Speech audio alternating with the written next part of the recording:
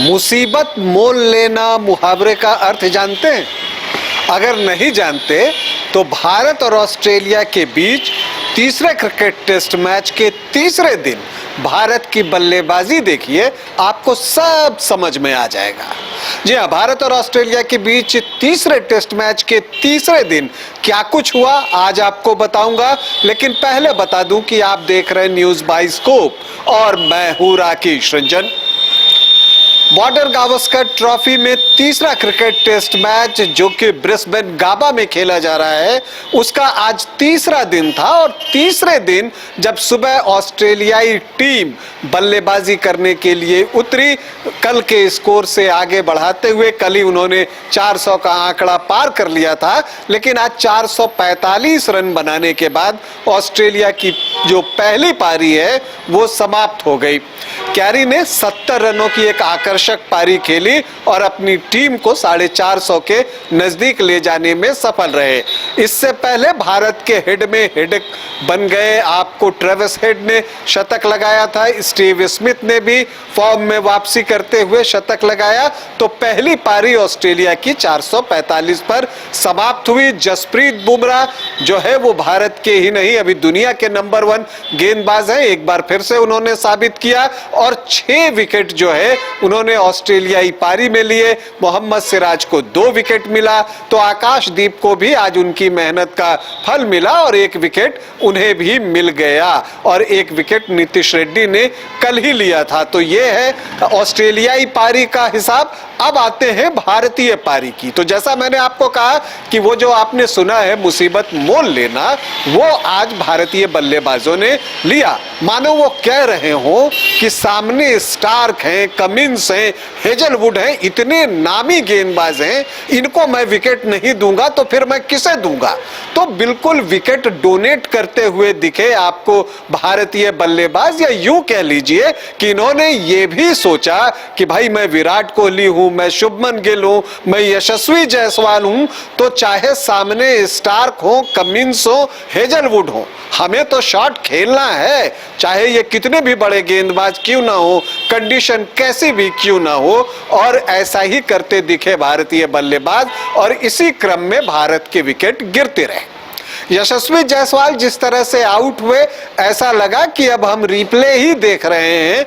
Stark उन्हें फिर से अपनी जाल में फंसाने में कामयाब रहे। स्टार्क इस पूरी सीरीज में कर क्या रहे हैं यशस्वी जायसवाल के साथ, जब वो पहला ओवर लेकर आते हैं तो उनके पैड के आसपास वो गेंद डालते हैं जो स्विंग करके गेंद अंदर आ रही होती है। अगर वो बीट हो जाते हैं तो बोल्ड हो जाते हैं, गेंद पैड पर लग जाती है तो वो LBW आउट हो जाते हैं। और आज जब बल्ले से लगी तो चूंकि वो फ्लिक शॉट खेल रहे थे तो ट्रैप था, तो पहले से ही शॉर्ट स्क्वायर लेग तैयार बैठा था मिचेल मार्श के रूप में और वो कैच ले लिया। वो पारी की दूसरी गेंद थी और यहीं से भारतीय विकेटों का पतन शुरू हो गया। अभी 6 रन ही बने थे, भारतीय टीम का स्कोर हुआ था कि शुभमन गिल भी ऑफ स्टिक के बाहर जो है मिचेल स्टार्क की गेंद पर एक वाइल्ड शॉट खेलने की कोशिश करते हैं और एक बार फिर से मिचेल मार्श जो है उनका कैच पकड़ते हैं और भारत का स्कोर हो जाता है 2 विकेट के नुकसान पर 6 रन। उसके बाद कोहली से बड़ी उम्मीदें थी क्योंकि सामने से केएल राहुल अच्छी बल्लेबाजी कर रहे थे और ऐसी परिस्थिति में आप अपने नंबर 1 बैटर से उम्मीद तो करते ही हैं, तो कोहली से भी उम्मीद थी। लेकिन कोहली की जो एक कमजोरी हो गई है कि जो कॉरिडोर ऑफ अनसर्टेनिटी, मतलब ऑफ स्टिक के बाहर जो गेंदें आती हैं 4थे 5वीं विकेट पर, वहां वो एक्सपेंसिव ड्राइव खेलने जाते हैं और अपना विकेट गंवाते हैं। बिल्कुल वही कहानी यहां पर भी दोहराई गई। हेजलवुड की गेंद थी, ऑफ स्टिक के बाहर थी, कवर ड्राइव खेलने जाते हैं विराट कोहली और अपना विकेट गंवा देते हैं। पीछे जो एलेक्स कैरी हैं वो थैंक यू कहते हुए कैच लपकते हैं। तो विराट कोहली को भी अब ये बातें समझनी चाहिए। आपको मैं बताऊं कि इसी ऑस्ट्रेलिया में सचिन तेंदुलकर जब कुछ कवर ड्राइव खेलते हुए आउट हुए थे तो उन्होंने एक पारी ऐसी खेली जिसमें उन्होंने ऑफ साइड में स्ट्रोक ही नहीं खेला 200 रन होने तक, और उस मैच में उन्होंने जो है डबल सेंचुरी लगाई सिर्फ लेग साइड पर रन बनाकर और ऑफ स्टिक पर डिफेंस करके। तो क्या आप अपने आदर्श से ये चीजें सीख नहीं सकते? ये चीजें विराट कोहली को सचिन की बल्लेबाजी से सीखनी चाहिए, और नहीं होता है तो उस वीडियो को देखना चाहिए। इसके बाद जब वो तीसरा विकेट गिरा, फिर ऋषभ पंत आते हैं। ऋषभ पंत भी जो है पैट कमिंस की गेंद पर ऑफ स्टिक के बाहर विकेट के पीछे कैच किए जाते हैं। देखिए, इसमें कोई शक नहीं है कि ऑस्ट्रेलियाई गेंदबाजों ने अच्छी गेंदबाजी की, लेकिन विकेट गिरने में जितना उनका योगदान रहा उससे कहीं अधिक भारतीय बल्लेबाजों की गलती का रहा, जो उन्होंने एक्सपेंसिव शॉट्स खेलने की कोशिश की या ऑफ स्टिक के बाहर गेंद के साथ छेड़खानी की, तो उसकी कीमत उन्हें चुकानी पड़ी।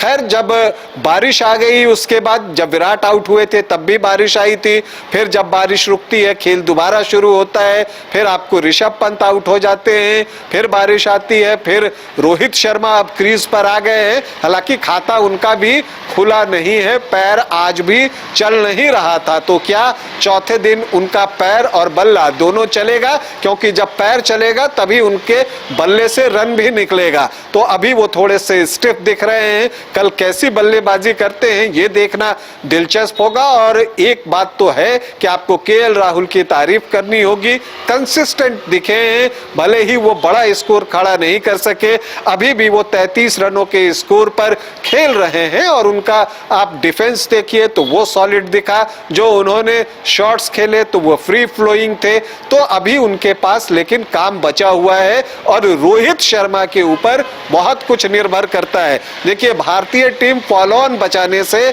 अभी भी 195 रन पीछे है।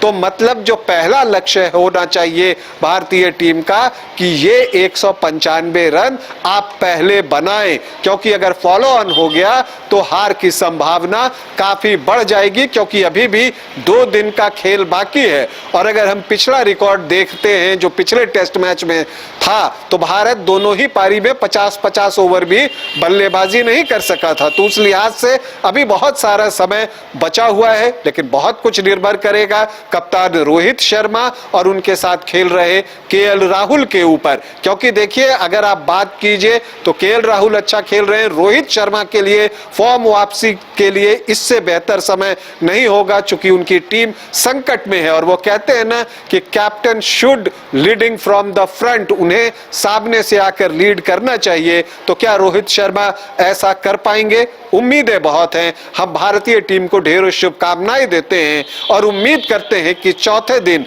जो बचे हुए भारतीय बल्लेबाज हैं वो पहली पारी में अच्छी बल्लेबाजी करेंगे और कम से कम फॉलो ऑन को तो जरूर टाल देंगे। अभी के लिए इतना ही, इजाजत दें, नमस्कार।